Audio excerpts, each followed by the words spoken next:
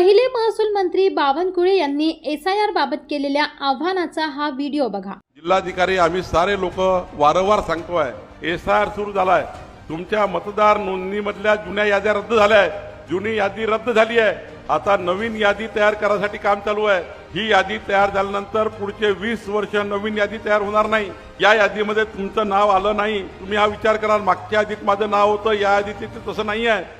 जुनी यादी रद्द झाली आहे। आता आपल्याला कोणत्याही परिस्थितीत 17 ऑगस्ट पर्यंत आपलं नाव आहे की नाही चेक करून घ्यायचं आहे।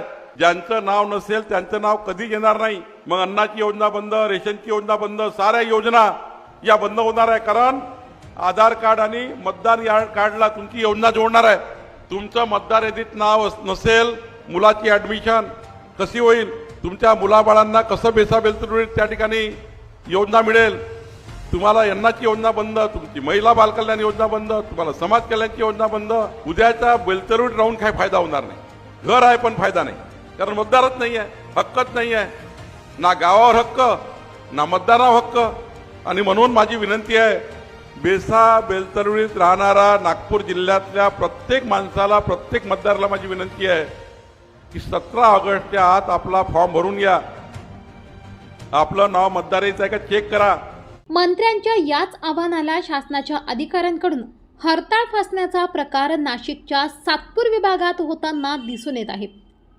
प्रभाग क्रमांक 9 मधील तब्बल 10,950 मतदारांची नावे प्रभाग क्रमांक 8, 10 आणि 11 मध्ये गेल्याचा धक्कादायक प्रकार उघडकीस आला असून या प्रकरणातील सर्वात धक्कादायक बाब म्हणजे नाशिक मनपा प्रभाग क्रमांक 9 चे नगरसेवक अमोल दिनकर पाटील हे जन्मापासून प्रभाग क्रमांक 9 चे रहिवासी असूनही त्यांचे नाव पूर्वी प्रभाग क्रमांक 9 च्या मतदार यादीत असताना आता ती यादी भाग क्रमांक 132 मध्ये दाखवण्यात आले असून त्यांचा पत्ता चेतनानगर सिडको असा नमूद करण्यात आल्याचा दावा करण्यात आलाय। तसेच त्यांना SIR फॉर्म ही उपलब्ध करून देण्यात आला नसल्याचा आरोप करण्यात आलाय। लोकप्रतिनिधींच्याच बाबतीत अशी परिस्थिती असेल तर सामान्य मतदारांची अवस्था काय असेल असा संतप्त सवाल उपस्थित करण्यात आलाय। या गंभीर प्रकाराविरोधात भाजप नेते दिनकर पाटील, शहर अध्यक्ष सुनील केदार, नगरसेविका संगीता घोटेकर, माजी नगरसेवक रवींद्र धिवरे, बाळासाहेब घोटेकर यांच्यासह शिष्टमंडळाने जिल्हाधिकारी आयुष प्रसाद यांची भेट घेत निवडणूक विभागाकडे लेखी तक्रार दाखल केली आहे। तसेच संबंधित अधिकाऱ्यांवर जबाबदारी निश्चित करून तातडीने मतदार यादी दुरुस्त करण्याची मागणी करण्यात आली आहे। नगरसेवक दिनकर पाटील यांनी संबंधित मतदारांची नावे तातडीने त्यांच्या मूळ प्रभागात समाविष्ट करण्याची मागणी केली असून अन्यथा हजारो मतदारांच्या मतदानाच्या अधिकारावर गदा येऊ शकते। याबाबत दिनकर पाटील यांनी पत्रकार परिषदेत माहिती दिली आहे। महाराष्ट्र शासनाने महाराष्ट्रातील मतदान यादी शुद्धीकरणाचं काम सुरू केलेलं आहे। त्याला SIR असं आपण म्हणतो। आणि ते काम सुरू असताना BLA जे सरकारने नेमलेले ते काम करता, पण पक्षाचे आम्हाला BLO 1 असे त्या एक BLA मागे सरकारचा एक आमचा पण कार्यकर्ता पाहिजे। तो त्या पद्धतीने आम्ही प्रभाग क्रमांक 9 मध्ये भारतीताई धिवरे, संगीताताई घोटेकर, अमोल पाटील आम्ही 4 नगरसेवकांनी 35 BLA 1 आमचे त्या सरकारच्या BLA बरोबर काम करतायत। ते 2 महिन्यापासून काम करतायत।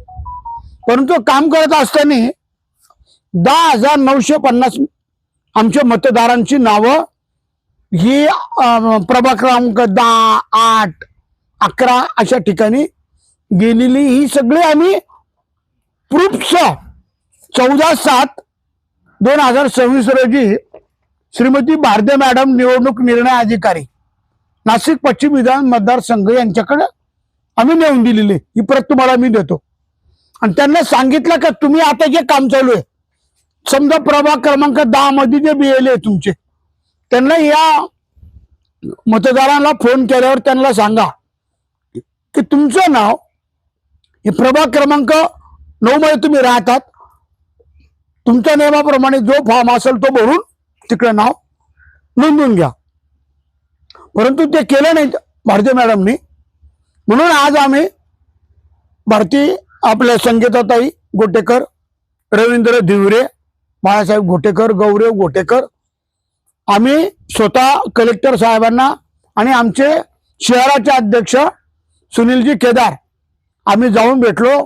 मान्य कलेक्टर साहेबांनी म्हणजे प्रसाद आयुष प्रसाद साहेब यांनी अतिशय चांगला वेळ दिला आणि त्यांनी भारती मॅडमला सांगितलं, दिनकर पाटील बोलतात ते खरं आहे, ते तुम्हाला काम करावं लागेल. आता दिवस किती राहिले? माझ्या अंदाजे 6 दिवस राहिले. 8/7/2026 पर्यंत ही आत्ताची मुदत आहे. 5 दिवस राहिले. अजून एक हाईट बघा, अमोल दिनकर पाटील प्रभाग क्रमांक 9चा नगरसेवक आहे. त्याचा मतदानाचा त्याला जेव्हापासून अधिकार मिळाला तो तेव्हापासून इथंच नाही. आता नाव कुठे गेलं? राणेनगरला. सांगा बरं, खरंच हे काम चालू आहे का हो या अधिकाऱ्यांचं? म्हणजे आम्ही एवढी मदत करतो, आमचे 35 लोक 2 महिने झाले यांच्याबरोबर काम करतायत. तुम्ही नाशिक महापालिकेची शाळा आहे शिवछत्रपती शिवाजी महाराज माध्यमिक आणि प्राथमिक विद्यालयात, तुम्ही जाऊन बघा बरं. आता इतक्याच पत्रकार बंधू बोलले काही अतिशय चांगले नियोजन आहे, 1 नंबर नियोजन आहे, कुठंच नाही जिल्ह्यामध्ये. आणि तिथं आमचे माणसं काम करतायत. जर नगरसेवकांची तुम्ही नावं दुसऱ्या राणेनगरला टाकता, ते मी लक्षात आणून दिलं. म्हणजे केवढी मोठी शोकांतिका आहे. माझी विनंती आहे भारती मॅडमला की तुम्ही सरकारचं काम करतात, तुम्ही सरकार शासनाचे माणसं आहात, तुम्ही उपजिल्हाधिकारी आहात, तुम्ही या मतदारसंघाचे प्रमुख आहात या SRA चे. आता काल सुद्धा एक मीटिंग झाली सातपूर विभागीय कार्यालयात. आम्हाला सकाळी 9:30ला ते विभागीय अधिकारी फोन करतो, 10:30ला मीटिंग. म्हणजे पत्र पाठवलं ते सरकारने, ते सुद्धा आम्हाला दिलं नाही या विभागीय अधिकाऱ्यांनी सातपूरच्या महापालिकेच्या. म्हणजे लोक फसवताय सरकारला, शासनाची फसवणूक करताय. दररोज एवढंच सांगता का आम्ही SRA मीटिंगला, SRA मीटिंगला. अरे काय करता तुम्ही? तुम्हाला आम्ही 10,950 ची यादी दिल्यावर नुसते नाव नाही दिले. हे कोणत्या मतदार यादीत नाव होतं, त्यांचा फोन नंबर आहे, प्रूफ दिले, तरी तुम्ही काम करत नाही. माझी सरकारला सुद्धा विनंती आणि निवडणूक जे अधिकारी आहे महाराष्ट्राचे त्यांना सुद्धा माझी विनंती आहे की यांचं जे कामकाज चालू आहे हे चुकीचं चालू आहे. यांच्याकडून चांगलं काम करून घ्या. संविधानामध्ये मतदारांना त्यांचा हक्क बजावण्याचा अधिकार मिळालेला आहे. तुम्ही जर 10,950 10 मतं नाही आणि एक नगरसेवकचं नाव इथंच कायम असताना तुम्ही दुसरीकडे टाकताय, हे चुकीचं चाललेलं आहे. असं होऊ नये म्हणून आज मी पत्रकार परिषद घेतलेली आहे. मुख्यमंत्री महोदयांना पण सांगणार आहे मी की साहेब, या अधिकाऱ्यांवर आणि अजून सगळ्यात महत्वाचं महाराष्ट्र राज्याचे महसूल मंत्री चंद्रशेखर बावनकुळे साहेबांनी सुद्धा आवाहन केलंय मतदारांना पण की तुमचं मतदान जिथं असेल तिथं नोंदवून घ्या. आता ते आधार कार्डला लिंक आहे, कुठे एकाच ठिकाणी नाव राहणार आहे. म्हणून मतदारांनी पण नागरिकांनी पण आपलं नाव नोंदवून घेतलं पाहिजे. तुम्हाला जेवढ्या सरकारी फॅसिलिटी तर मिळणार नाही हे मी बावनकुळे सुद्धा बोलले, ते मी ऐकलंय. तुम्ही जेव्हा महसूल मंत्री या राज्याचे म्हणतात, नागरिकांनी पण गेलं पाहिजे. तुम्हाला एकही फॅसिलिटी मिळणार नाही, मग 20 वर्षभर तुमचं नाव नोंदवता येणार नाही. म्हणून प्रत्येक नागरिकाने सुद्धा आपलं नाव नोंदवलं पाहिजे. जे कायदेशीर असेल ते फॉर्म भरले पाहिजे, स्वतः गेलं पाहिजे. असं करू नका. नागरिकांनी पण याला प्रतिसाद दिला पाहिजे. 35 लोक आमचं 2 महिने झाले काम करतायत, रिक्षा फिरतायत, होल्डिंग लावले. काल तर 1,000 नागरिकांची मी मिटिंग घेतली, व्यापारी आणि सगळे मंदिराचे ट्रस्टी. आमच्या चौघांचं एवढं काम चालू आहे. आमच्या बरोबर कायम बाळू गोटेकर, रवींद्र धिवरे हे सुद्धा कायम असतात. 4 नगरसेवक आम्ही काम करतो. याची नोंद घ्या. आणि जर एक नगरसेवकचं नाव इथं मतदान केलं असेल दुसरीकडे जातं आणि ते काम जर होत नसेल असे चुकीचं जर मतदाराची भूल आपण दिशाभूल करत असेल तर हे योग्य नाहीये. चांगलं काम करा, लोकांना न्याय द्या, सरकारला फसवू नका ही विनंती करतो.